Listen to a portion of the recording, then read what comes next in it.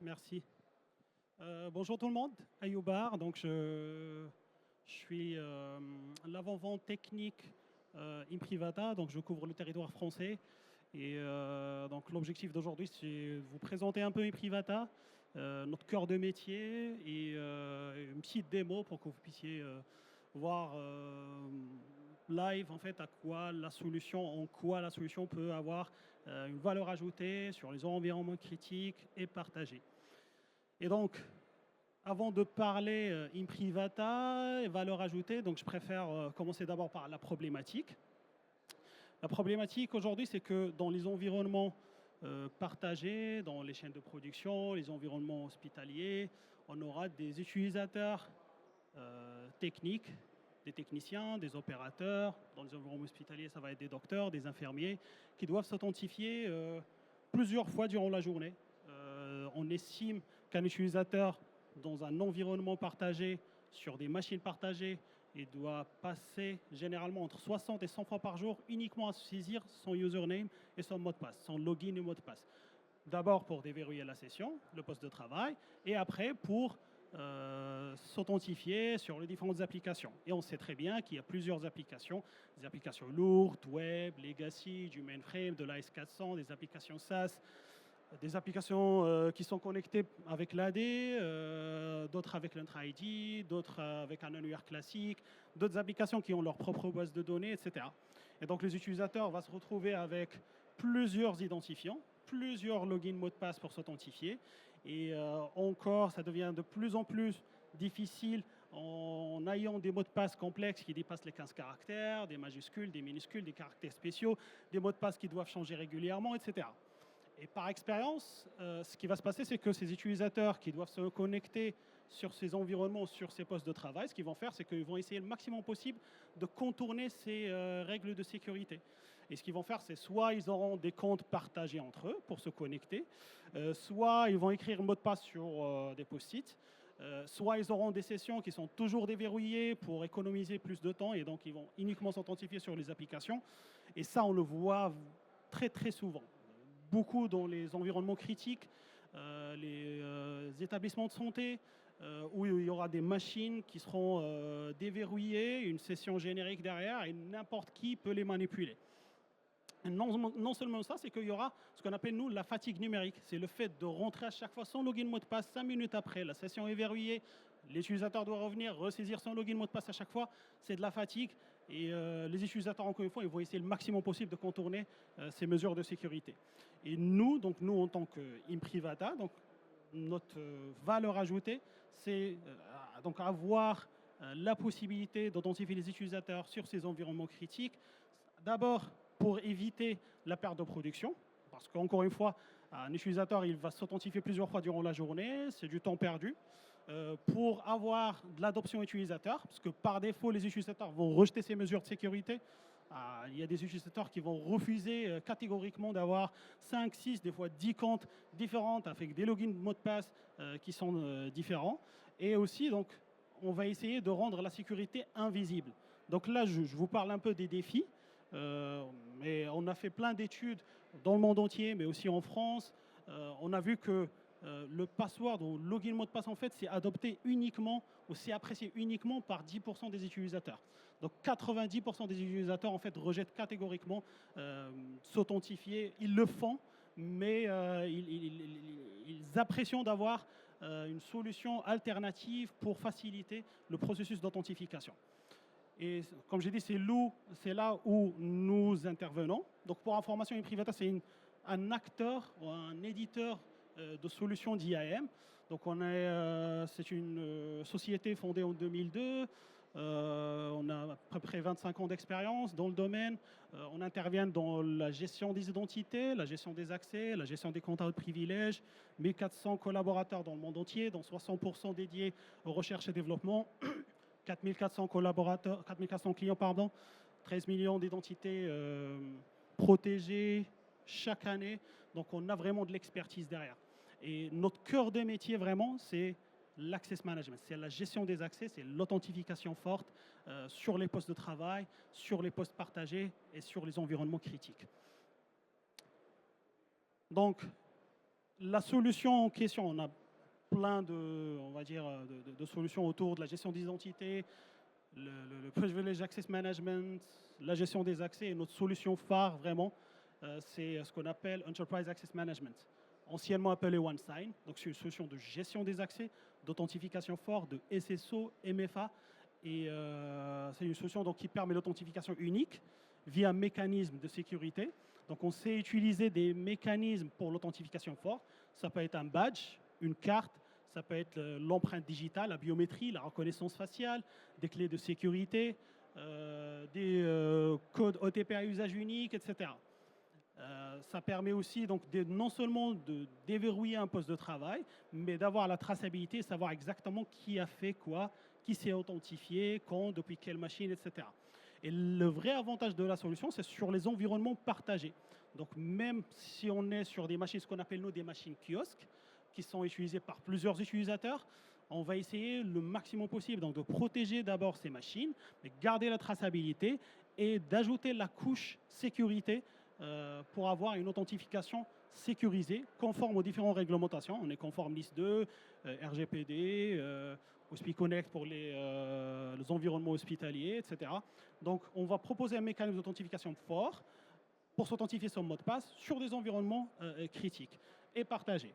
Que ce soit des environnements desktop, par exemple, du Windows, du macOS, des clients légers, de l'Android, de l'iOS, l'expérience reste exactement la même. C'est une authentification sans mot de passe. Non seulement une authentification forte, mais aussi du MFA, aussi de l'MFA contextuel, c'est-à-dire que je peux combiner l'authentification avec un deuxième facteur, un troisième facteur, en fonction de la criticité ou comportement de l'utilisateur. Donc je peux ajouter du MFA contextuel pour challenger les utilisateurs durant l'authentification. On a aussi ce qu'on appelle le ITDR, ou l'Identity Threat and Detection Response. Donc c'est un module supplémentaire qui permet aussi d'avoir de l'intelligence artificielle, du machine learning, pour challenger les utilisateurs uniquement lorsqu'il y a un comportement anormal. C'est-à-dire, par exemple, je sais qu'un utilisateur va s'authentifier chaque jour sur cette machine de 8h à 18h. Le lendemain, je détecte une connexion à 4h du matin en provenance de la Russie, par exemple. Je sais que c'est un comportement anormal, je challenge l'utilisateur. Sinon, une connexion qui est normale, j'autorise l'utilisateur et l'utilisateur n'aura pas à saisir son login mot de passe ou challenger ou répondre au deuxième facteur d'authentification. Donc, juste pour vous mettre un peu dans le catalogue d'Iprivata. Donc, comme j'ai dit, on a des solutions de gestion des accès dédiées pour les postes fixes, les postes critiques, les postes partagés kiosques, les machines mobiles, des tablettes, de l'Android, de l'iOS, des clients légers, etc. On a aussi des solutions donc, de Privilege Access Management, que ce soit pour les utilisateurs internes, mais aussi pour les prestataires, les utilisateurs qui se connectent à distance. Donc ça permet donc, le monitoring, l'enregistrement de sessions, de voir exactement ce qui se passe en temps réel, la protection des environnements internes et les environnements aussi externes, ça par exemple. Et aussi, comme j'ai évoqué, donc la partie ITDR, c'est une acquisition récente qu'Iprivata a fait. Donc aujourd'hui, c'est une couche supplémentaire qui rajoute donc, pour permettre ce qu'on appelle la protection contre les attaques identity-based ou les attaques à base d'identité. Mais comme j'ai dit, vraiment, je peux passer toute la journée à parler des solutions, mais vraiment, je veux bien vous mettre un peu dans le concret, parler un peu de la solution EAM, Enterprise Access Management, et la valeur ajoutée de la solution. Donc pour ça, j'ai un environnement de démo, là, donc, qui permet de démontrer un peu concrètement la solution. Je mets en mode plein écran pour plus de visibilité. Et donc, à quoi ça ressemble? Donc, un utilisateur ou un poste de travail Windows, dans ce cas-là, sera protégé par Iprivata. Donc, ce que vous voyez là, c'est l'écran d'authentification Iprivata. S'il y a un agent installé qui va remplacer ce qu'on appelle le Credential Provider Windows par celui d'Iprivata. Dans le cas de macOS, par exemple, les appareils Mac, ça va être le Credential Provider du Mac. Dans le cas d'Android, ça va être le Credential d'Android, etc. Et en fonction des modalités exposées, donc je peux autoriser l'utilisateur à s'authentifier avec un ou plusieurs facteurs d'authentification, une ou plusieurs modalités. Et ce que vous voyez ici, donc j'ai deux possibilités. Soit je peux m'authentifier avec une clé de sécurité ou un badge ou une carte, ou bien avec un login mot de passe. Donc l'utilisateur, il arrive, j'ai un badge et j'ai un lecteur, bien évidemment. Donc le lecteur, ça va être un lecteur qui va vous permettre de s'authentifier sur la machine. Ce que vous voyez ici, donc c'est un lecteur sans contact Imprivata. On a plusieurs types. On a par exemple celui-là aussi. On a d'autres lecteurs, par exemple. Ce que vous voyez aussi, c'est un dongle, un mini dongle aussi qui permet donc l'authentification par badge. On a des lecteurs d'empreintes digitales. L'utilisateur va donc s'authentifier avec l'empreinte digitale. 85 types de lecteurs aujourd'hui qu'on propose sur le marché. Donc en fonction du badge, de la carte qui va être utilisée, la technologie utilisée derrière, etc. Et en parlant des badges, on supporte quasiment toutes les technologies aujourd'hui du marché. Donc ça peut être des badges comme j'ai ici, c'est des badges classiques, ce qu'on appelle nos MyFair classiques. Ça peut être des badges, je ne sais pas si je les ai ici, du MyFair Desfire par exemple. Ça peut être même les technologies les plus avancées, c'est les cartes FIDO, FIDO 2, contact et sans contact. Ça peut être même des cartes plus sophistiquées comme celle-là. C'est une carte à double technologie. Ce n'est pas visible, mais c'est écrit FIDO plus MyFair Desfire. Et donc, on peut choisir quelle technologie utiliser pour authentifier l'utilisateur. C'est très sécurisé. Ça permet d'avoir un échange cryptographique à chaque authentification. On va réellement écrire une application Imprivata sur la carte avec un échange de certificats, avec un échange sécurisé à chaque authentification. Mais le principe et l'expérience restent exactement la même. Donc l'utilisateur, il arrive, il passe son badge sur le lecteur, et en fonction de la politique, donc là, j'ai décidé d'ajouter un deuxième facteur d'authentification. Et là, je peux demander à l'utilisateur de renseigner son code PIN. Ça peut être un code PIN, ça peut être un code ETP, ça peut être un code SMS. Il y a plusieurs possibilités. Ça peut être l'empreinte digitale, la reconnaissance faciale, etc. Et là, vous voyez que j'ai automatiquement ouvert une application, on sait faire du single sign-on, donc je détecte l'application, j'injecte automatiquement le login mot de passe, l'utilisateur il est connecté en moins de 2 secondes. Et donc, le code PIN, ça peut être donc code de 4, 6 jusqu'à 20 chiffres avec une période de grâce. La période de grâce, ça veut dire qu'au lieu de demander à chaque authentification un deuxième facteur, donc je peux demander uniquement la première fois et challenger l'utilisateur au bout de 4 heures, au bout de 8 heures, ou uniquement challenger l'utilisateur la première connexion de la journée. Donc l'utilisateur là, il est connecté sur une machine Windows. La particularité des machines kiosques, c'est que ce sont des machines utilisées par plusieurs utilisateurs. Et donc ce qu'on sait faire, par exemple, c'est authentifier l'utilisateur sur une machine avec un compte. Ce que vous voyez, le compte Windows, c'est un compte partagé ou un compte de service ou un compte générique, donc je ne connais pas le mot de passe parce que j'utilise uniquement le badge pour l'authentification. Et derrière, il y a un agent évidemment Imprivata qui est installé, donc qui permet de m'identifier. Donc je sais exactement que c'est Ayoub qui est connecté sur cette machine. Ça veut dire que même avec une session Windows de service ou partagée ou générique, je sais identifier le vrai utilisateur derrière. Et ça veut dire que tout est tracé et audité. J'aurai mon propre profil single sign-on, mes applications, mes identifiants et le plus important, mon coffre-fort. Donc là, je peux par exemple voir mon coffre-fort Imprivata. Et là, je peux voir toutes les applications qui ont été profilées pour cet utilisateur pour être utilisées. C'est un coffre-fort qui n'est pas lié à la machine, c'est un coffre-fort qui va suivre l'utilisateur, peu importe la machine qui va être utilisée derrière. Et donc l'utilisateur, il aura son profil SSO et chaque application ouverte, Imprivata va détecter l'application et en fonction de ce qui a été configuré, on va soit faire ce qu'on appelle le credential injection, c'est-à-dire injecter les credentials automatiquement. C'est une application moderne qui sait faire du SAML, de l'OIDC, du WS Fédération. Donc on va utiliser, on est un fournisseur d'identité, donc on peut authentifier l'utilisateur automatiquement sans saisir de login mot de passe ou même sans injecter de login mot de passe. Mais on sait aujourd'hui que beaucoup de clients, ils ont toujours des applications legacy, des applications qui ne savent pas faire du LOIDC ou du SAML. Dans ce cas-là, on va détecter l'écran d'authentification, injecter le bon login mot de passe à chaque fois sur les bons champs pour avoir une authentification transparente. Et donc, j'utilise uniquement le badge pour s'authentifier sans saisir de login mot de passe. Et s'il n'y a jamais un deuxième utilisateur qui arrive, il repasse son badge sur le lecteur. Et ce que je vais faire, c'est que je verrouille la machine. C'est la première connexion de Max. L'utilisateur, il s'appelle Max. Je l'authentifie, je ferme toutes les applications et je prépare une nouvelle session pour MaxGate. J'ouvre automatiquement le navigateur, j'injecte automatiquement les credentials et Max, il est connecté sur la machine. Et le même principe derrière, c'est que je suis toujours connecté avec le compte de service Kiosk Account, mais derrière, c'est le profil Imprivata qui a changé. Cette fois-ci, c'est Max. Et ça, c'est très important parce que ça permet une authentification très rapide parce que la session Windows reste la même, c'est uniquement le profil utilisateur qui change. Donc si le premier revient, il repasse en badge sur lecteur, je ferme. Là, je ne demande pas de code PIN parce que je suis toujours dans la période de grâce. J'authentifie, je ferme les applications, je prépare une nouvelle session, j'ouvre, j'injecte et l'utilisateur il est connecté. Donc ça, c'est ce qu'on appelle le fast user switching, c'est-à-dire l'utilisateur il arrive à se connecter très rapidement sur une machine type kiosque.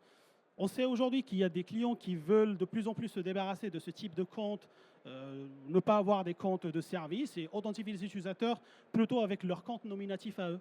Et donc pour ce type de cas d'usage, on a aussi ce qu'on appelle le multi-user desktop ou une session multi-utilisateur. D'ailleurs, vous voyez que le local field, ça change un peu parce qu'on a la capacité, tout est personnalisable derrière en termes d'interface. Et donc, c'est le même principe. J'ai ce deuxième lecteur qui est connecté avec cette machine. L'utilisateur, il arrive, il passe son watch sur le lecteur. Je suis toujours dans la période de grâce, parce que la période de grâce est une période centralisée. Et là, vous voyez que ça prend un petit peu plus de temps. Donc, je suis en train d'authentifier l'utilisateur avec son compte nominatif. L'avantage, c'est que c'est le compte nominatif, donc c'est les politiques Active Directory, Entra ID, etc. qui seront appliquées, mais aussi, donc c'est la même expérience. Il y a l'agent ePrivata qui sait dire que c'est Ayoub qui est authentifié, et je peux voir que c'est effectivement la session nominative de l'utilisateur qui est authentifiée, qui est utilisée plutôt. L'avantage, c'est que dans ce type de cas d'usage, on sait garder plusieurs sessions ouvertes en même temps. Donc là, par exemple, je peux voir en bas, vous voyez qu'il y a déjà un utilisateur qui est connecté. Et donc, je peux décider de garder plusieurs sessions ouvertes parce qu'en mode kiosque, avec un compte partagé, l'avantage, c'est que c'est rapide. L'inconvénient, c'est que je dois fermer et réouvrir. Donc, si je suis en train d'écrire un compte rendu, un mail, qui a un deuxième utilisateur qui repasse en badge, donc je perds mon travail. Là, par contre, puisque c'est une session nominative, donc je peux décider de garder plusieurs sessions ouvertes en même temps. Et donc, c'est configurable. Je peux dire que pour une machine X, en fonction des ressources de performance, RAM, CPU, c'est une machine qui est utilisée par 5 opérateurs, 5 docteurs, par exemple. Et donc, je peux garder 5 utilisateurs connectés en même temps. Et donc, si le deuxième, il arrive, il repasse son badge sur le lecteur. Il sera connecté, mais le premier, il ne va pas perdre sa session. Donc l'utilisateur, il peut partir, revenir, il retrouvera donc, son logiciel, l'applicatif qui est toujours connecté, donc il ne perd pas son travail. Donc ça, c'est ce qu'on appelle le multi-user desktop ou session multi-utilisateur. On va authentifier l'utilisateur avec son compte nominatif, avec la possibilité donc, de garder plusieurs sessions ouvertes en même temps. Et même dans la session au mode nominatif, donc je peux avoir une période d'inactivité où, par exemple, je peux dire, là, je sais qu'il y a 2 utilisateurs qui sont connectés à l'instant T, je repasse la souris rapidement et il est écrit que 1h45 ou 59 minutes, l'utilisateur il sera déconnecté. C'est-à-dire s'il n'y a pas d'activité de cet utilisateur sur cette machine, bah, au bout de 2 heures à peu près, je détruis la session pour libérer plus de ressources pour les autres utilisateurs. Et donc ça permet aussi d'avoir uniquement les sessions qui sont vraiment connectées, qui sont vraiment utilisées et de libérer plus de ressources donc, pour les autres utilisateurs. Et si jamais j'atteins le maximum de sessions autorisées, supposons que j'ai dit ces 5 sessions, qu'il y a une 6e session qui arrive, dans ce cas-là, on supprime la session la plus ancienne. Généralement, la session la plus ancienne est celle qui est à gauche, la plus récente est celle qui est à droite. Et donc là, c'est une expérience qu'on a avec les postes de travail, ce qu'on appelle encore, c'est de Windows, du macOS, des clients légers, parce qu'on sait faire aussi on a des intégrations natives avec des clients légers. Là, par exemple, j'ai un client léger iGel. On sait faire du iGel, on sait faire du HP, Dell, Tenwise, on sait faire du Teradici, Elux, Citrix. Tienzig, etc. Donc plusieurs possibilités de clients légers. Le client léger, le principe, c'est que l'utilisateur, il arrive, il passe son badge sur le lecteur. Encore une fois, c'est toujours la même expérience. Donc c'est la première connexion. Là, je demande le code PIN. Et là, ce qu'on va faire, c'est au lieu d'authentifier l'utilisateur localement, c'est un client léger qui va uniquement servir à rediriger l'utilisateur vers une session à distance. Et la session à distance, ça peut être un bureau virtualisé sur du Microsoft RDS, sur une ferme Citrix, du VMware, de l'Omnissa Horizon View. Donc ça permet, l'avantage de ce type de bureau virtualisé, c'est que ça permet d'avoir une session virtualisée avec exactement la même expérience. Donc derrière, il y a un agent ePrivata aussi installé. Et cette fois-ci, je vais voir que c'est Frank Smith qui est connecté. Et Frank, il aura son profil SSO pour s'authentifier sur n'importe quelle application avec un login mot de passe qui sera injecté automatiquement. Et donc, l'avantage, c'est qu'aujourd'hui, donc à l'instant T, je travaille sur ce client léger. 5 minutes après, je me retrouve dans une salle avec une machine Windows. Je repasse mon badge sur le lecteur. Ce que je vais faire, c'est ce qu'on appelle l'itinérance de session ou bien le session roaming. Je reprends la session depuis le client léger et j'authentifie l'utilisateur sur la machine Windows avec la session RDS et l'utilisateur retrouve sa session avec ses applications, etc. Ce qu'on appelle le session roaming ou l'itinérance de la session, que ce soit pour des bureaux virtualisés ou bien des applications publiées, des remote apps. Et c'est intéressant parce que je peux avoir aussi des remote apps publiées sur Citrix, RDS ou VMware qui peuvent aussi suivre le parcours utilisateur. C'est beaucoup utile pour les utilisateurs qui sont en mobilité permanente. Et l'utilisateur, par exemple, il suffit juste de s'authentifier une seule fois et il aura sa session qui va lui suivre tout au long de la journée, peu importe la machine qui sera utilisée derrière.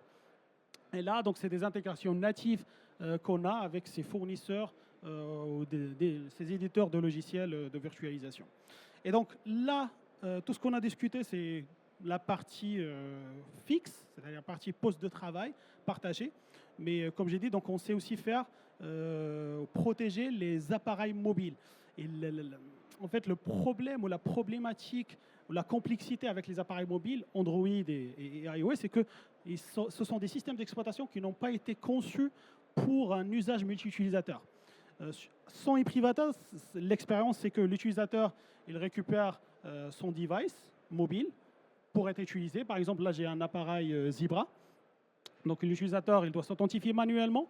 Il y aura un schéma potentiellement pour déverrouiller la machine, schéma qui doit être connu par tout le monde pour pouvoir déverrouiller la machine. Et sur chaque application, l'utilisateur doit s'authentifier d'une manière manuelle, en saisissant un login mot de passe sur chaque application. Supposons que j'ai 5, 6 applications, 10, donc c'est 6 ou 10 authentifications uniquement pour être authentifié sur l'application.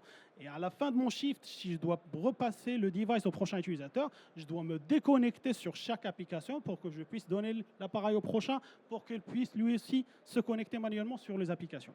Et donc, nous, ce qu'on sait faire, c'est que le même principe qui s'applique. L'utilisateur, donc il y aura un agent ePrivata qui sera installé sur l'appareil Android et l'agent il va verrouiller la machine, donc la machine ou le device il ne peut pas être manipulé par n'importe qui. Et au lieu donc d'avoir un schéma, ce qu'on va proposer c'est un moyen d'authentification passwordless. Et c'est aussi le même badge qui sera utilisé par l'utilisateur pour s'authentifier sur le poste partagé, va aussi être utilisé pour authentifier l'utilisateur sur l'appareil mobile. Donc l'utilisateur il arrive, il passe son badge sur le lecteur. Et là, donc la session, il est déverrouillée. Et je peux voir qui est l'utilisateur connecté. Je peux avoir les applications qui sont automatiquement donc, authentifiées. Là, j'ai par exemple une application qui s'appelle Cosmos. J'authentifie automatiquement l'utilisateur avec de l'OIDC. Je peux avoir une application où dois-je injecter le credentials, login mot de passe. Je sais le faire aussi. Et potentiellement, sur chaque application, donc l'utilisateur, il peut être connecté sans saisir de login mot de passe. Je ne connais même pas le mot de passe de cet utilisateur. Une fois que je termine mon shift, je verrouille l'appareil. En passant le lecteur encore une fois sur le badge, et là, la session, il est verrouillée. Et je termine mon shift, je repasse le device au prochain utilisateur, donc le prochain, il arrive, et il repasse son badge, et là, vous voyez que la modalité d'authentification change. Donc là, le premier utilisateur, je peux l'authentifier uniquement avec son badge. Je peux dire pour le deuxième utilisateur, il doit obligatoirement renseigner son mot de passe pour être authentifié.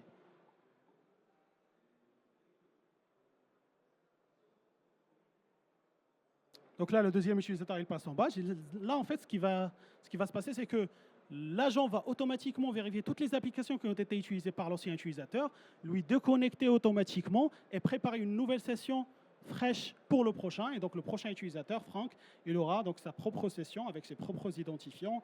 Et on peut aussi avoir exactement la même expérience. Il termine, il repasse son badge sur le lecteur et la session est verrouillée. Donc, c'est un seul badge, une seule authentification, une seule expérience, même solution derrière, et avoir en fait une authentification sans mot de passe, peu importe le device qui sera utilisé derrière. Et ça, cette expérience que vous voyez, on sait le faire sur de l'Android. D'ailleurs, peu importe le device Android utilisé, on va utiliser uniquement le lecteur NFC pour authentifier les utilisateurs. On sait faire de l'authentification par badge, on sait faire de la reconnaissance faciale. Et en parlant de la reconnaissance faciale, contrairement à Windows Hello qui est mono-utilisateur, nous, on sait faire de la reconnaissance faciale sur des devices partagés en mode kiosque, l'utilisateur peut se connecter avec la reconnaissance faciale ou l'empreinte digitale, la biométrie en général. Mais aussi exactement la même expérience sur les appareils iPhone ou iOS. On peut aussi avoir ce qu'on appelle le docking station, où il y aura des docking stations où l'utilisateur peut brancher plusieurs appareils et l'utilisateur il arrive, il passe son badge et en fonction du device le plus chargé, le plus à jour, il sera automatiquement déverrouillé pour l'utilisateur. L'utilisateur peut travailler toute la journée, il revient au docking station, il rebranche l'appareil et le device sera automatiquement verrouillé, le cache sera vidé, toutes les informations seront vidées et le device sera prêt pour le prochain utilisateur. C'était vraiment une présentation très rapide, je voulais juste vous présenter un peu ce que la solution est, ce qu'on sait faire. C'est 10% des fonctionnalités délivrées aujourd'hui par la solution, mais c'est vraiment le cœur de métier d'Imprivata aujourd'hui, c'est la protection des données, la simplification du processus d'authentification sur les appareils partagés, les devices critiques dans les environnements critiques. Et encore une fois, parmi les clients les plus demandeurs de ce type de solution, c'est les hôpitaux. Et donc, on travaille beaucoup avec les hôpitaux, mais aussi les industries, les chaînes de production. Il y aura par exemple des opérateurs qui doivent verrouiller ou déverrouiller les appareils, qui doivent superviser en temps réel des chartes par exemple, etc.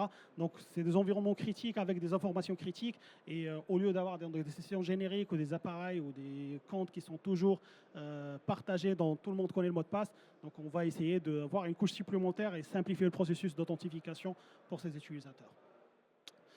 Je ne sais pas si vous avez des questions, mais je suis au bout de la présentation. Vous allez pouvoir reprendre un peu votre souffle, Ayoub, parce que là, vous nous avez fait une présentation particulièrement endiablée, comme on dit. En tout cas, c'est très impressionnant. Hein. Là, vous avez si vous étiez à ma place, vous verrez, il y a un matériel incroyable. Est-ce que vous avez des questions pour Ayoub? Oui, monsieur. Bonjour, Vincent de L'Oréal. Vous avez parlé de contrôle comportemental tout à l'heure. Vous m'entendez?